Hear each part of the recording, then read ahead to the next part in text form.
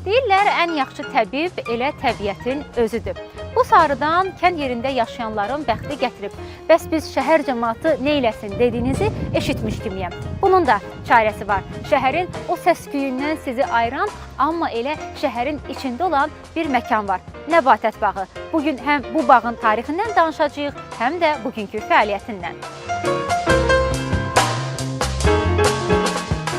Ümumiyyətlə, dünyanın 148 ölkəsində 1700-dən artıq nəbatət bağı və dendrari fəaliyyət göstərir. Bizim ölkəmizdə isə ilk dəfə botanika bağının salınması haqqında təkliflər hələ 1900-cü illərdə irəli sürülüb. O vaxtlar Bakı şəhəri iri neft sənayesi və respublika mərkəzi kimi abadlaşdırılmalı və yaşıllaşdırılmalı idi. Botanika bağının elmi tədqiqat müəssisəsi olması ilə əlaqədar olaraq 1932-ci ildə SSRİ Elmlər Akademiyasının Zaqafqaziya filialının Azərbaycan şöbəsinin botanika bölməsində Kavalskaya İlinanın rəhbərliyi altında yaşıllaşdırma bölməsi təşkil olundu və bu bölmədə bitkilərin örtülü və açıq şəraitdə becərilməsi işinə başlanıldı.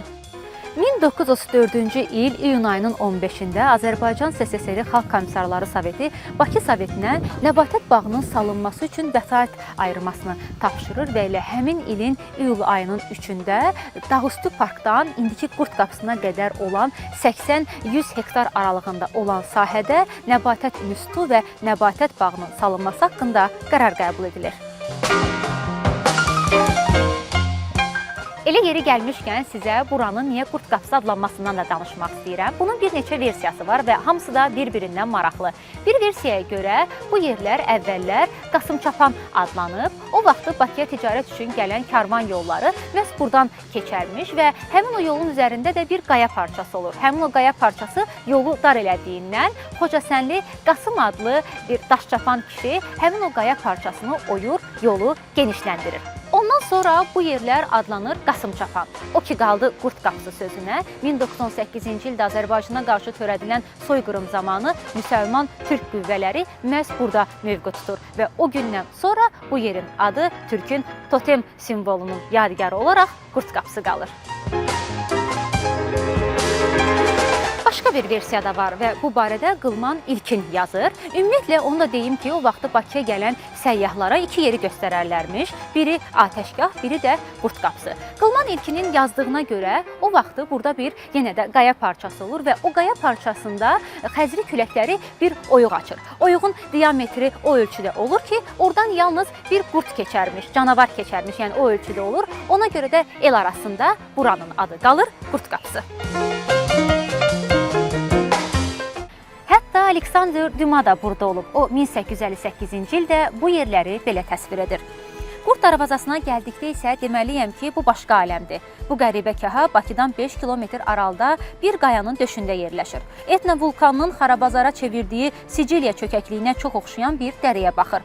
Təkcə Etna ətrafa yayılan lavaları ilə bu qəmgin, ürək sıxıcı mənzərəni andıra bilərdi. Budur Qurd qapısından görünən mənzərə. Deyirəm, kaş Düma indi də sağ olardı.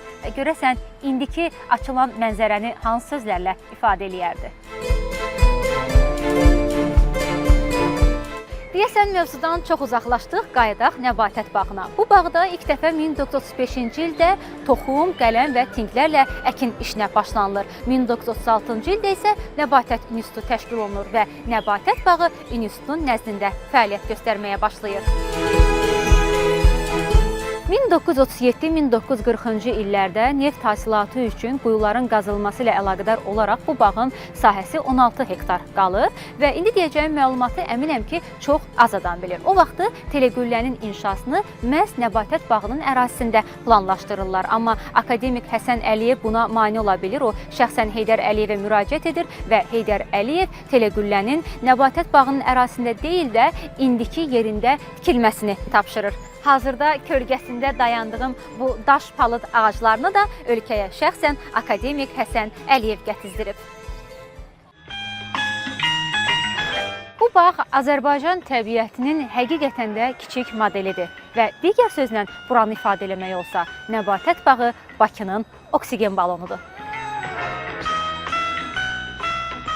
2022-ci ildə Nəbatət bağında təmir, bərpa və yenidən qurma işlərinə başlanılır. 2024-cü il noyabrın 28-də isə bağın açılışı olur. Açılışda Prezident İlham Əliyev və birinci xanım Mehriban Əliyeva iştirak edib. Bu Bugün sizin görüşünüzə bu yaşıl, ürək açan məkandan gəldik və buranı gəzib bir daha əmin olduq ki, sizin çox uzağa getmədən yaxşı istirahət etməniz üçün Nəbatət bağı ən doğru seçimdir. Burada həm ruhunuz dincələcək, həm gözünüz, həm də özünüz. Amma bu məqamda sizdən bir xahişim olacaq. Bura gələrkən ətrafın qorunmasına xüsusi diqqət edin. Elə mənim də həmişə dediyim kimi həm təbiəti, həm də özünüzü qoruyun. Sağ olun.